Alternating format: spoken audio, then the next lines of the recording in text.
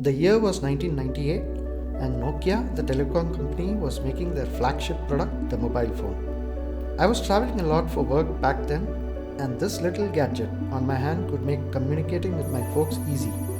To this day, I am wowed by what a masterpiece of technology that was, and today it has evolved into the ubiquitous smartphone.